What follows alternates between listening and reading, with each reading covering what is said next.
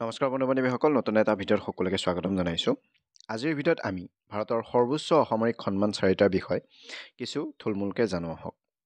আমি যদি চাওঁ, প্ৰথম হৈছে ভাৰত ৰত্ন। ভাৰত দেশৰ সৰ্বোচ্চ অসামৰিক সন্মান।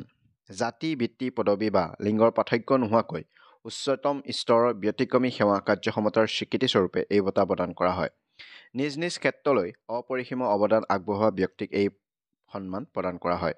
এই বঁটা প্ৰথমে কলা, সাহিত্য, বিজ্ঞান আৰু ৰাজহুৱা সেৱাৰ কৃতিত্বৰ মাজতে সীমাবদ্ধ আছিল যদিও ভাৰত চৰকাৰে 2011 চনৰ ডিচেম্বৰ মাহত এই মাপকাঠি সম্প্ৰসাৰণ কৰি মানৱ প্ৰচেষ্টাৰ যিকোনো ক্ষেত্ৰক সামৰি লয়।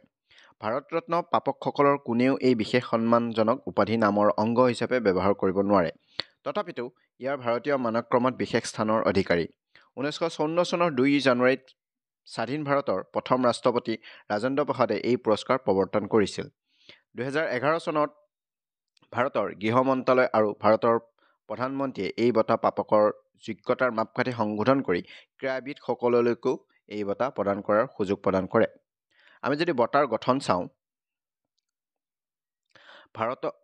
ভাৰত ৰত্নৰ মূল নিৰ্দিষ্ট বিৱৰণ অনুসৰি এই বঁটাটোৱে এটা বৃত্তাকাৰ সোণৰ পদক, যাৰ মাজত অংকিত বস্তুবোৰৰ মাজত ভাৰতৰ ৰাষ্ট্ৰীয় প্ৰতীক আৰু নীতিবাক্য সন্নিৱিষ্ট কৰা হৈছে।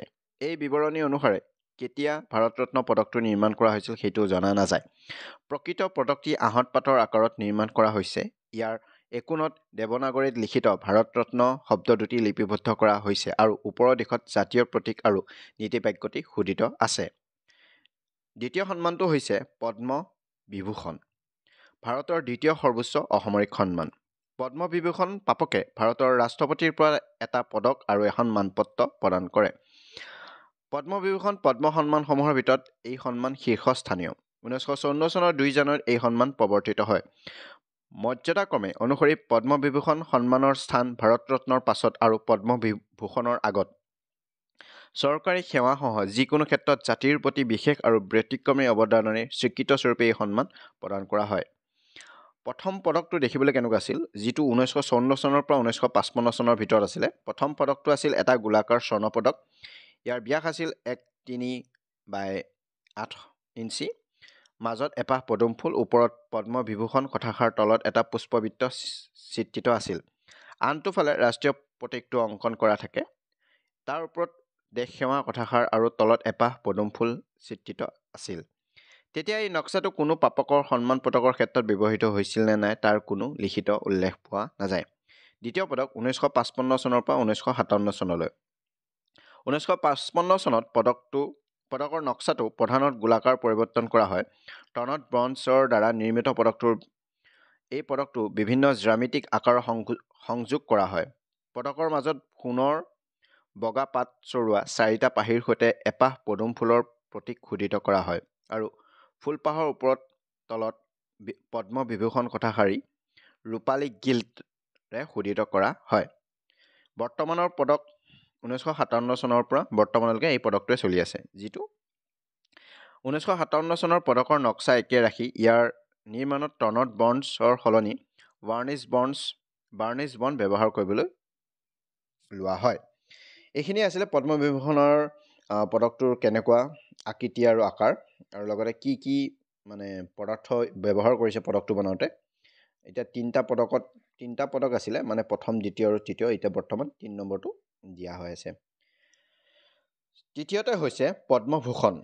পদ্ম সন্মানসমূহৰ ভিতৰত এই সন্মান তৃতীয় স্থানত। পদ্মভূষণ সন্মানটি 1954 চনৰ 2 জানুৱাৰীত ভাৰতৰ ৰাষ্ট্ৰপতিৰ দ্বাৰা প্ৰৱৰ্তন কৰা হৈছিল।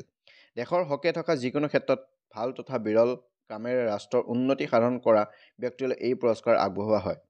ইয়াৰ স্মাৰকটিও পদ্মবিভূষণ থকাৰ স্মাৰকৰ দৰেই। ইয়াৰ ট্ৰফিটোৰ মাজত সোণৰ বগা পাত চৰোৱা 3টা পাহিৰ সৈতে এপাহ পদুম ফুলৰ প্ৰতীক খোদিত কৰা হয়। আনটো ফালে ৰাষ্ট্ৰীয় প্ৰতীকটো অংকন কৰা থাকে। নেক্সট সন্মানটো হৈছে, অৰ্থাৎ চতুৰ্থ সন্মান হৈছে ভাৰতৰ চতুৰ্থ সৰ্বোচ্চ অসামৰিক সন্মানটো হৈছে পদ্মশ্ৰী সন্মান।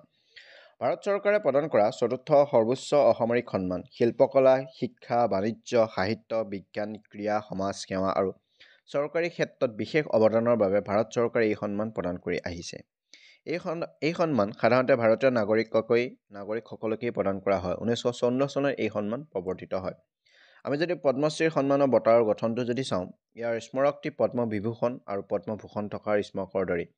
ইয়াৰ ট্ৰফিটোৰ মাজত সোণৰ বগা পাত চৰোৱা 5টা পাহিৰ সৈতে এপাহ পদুম ফুলৰ প্ৰতীক খোদিত কৰা হয়। আনটো ফালে ৰাষ্ট্ৰীয় প্ৰতীকটো অংকন কৰা থাকে। পদকটোৰ ওপৰ আৰু তলত পদ্ম আৰু শ্ৰী শব্দ দুটা লিপিবদ্ধ কৰা আছে। ওপৰৰ দিশত বিভিন্ন জ্যামিতিক আকাৰৰ ছবিও আছে। ইমানেই আছিলে আপোনালোকৰ ভাৰতৰ অসামৰিক সন্মানকেইটা। এইকেইদিন প্ৰায় 2-3 মাহ ধৰি মই ভিডিঅ' দিব পৰা নাই, তাৰ বাবে দুখিত।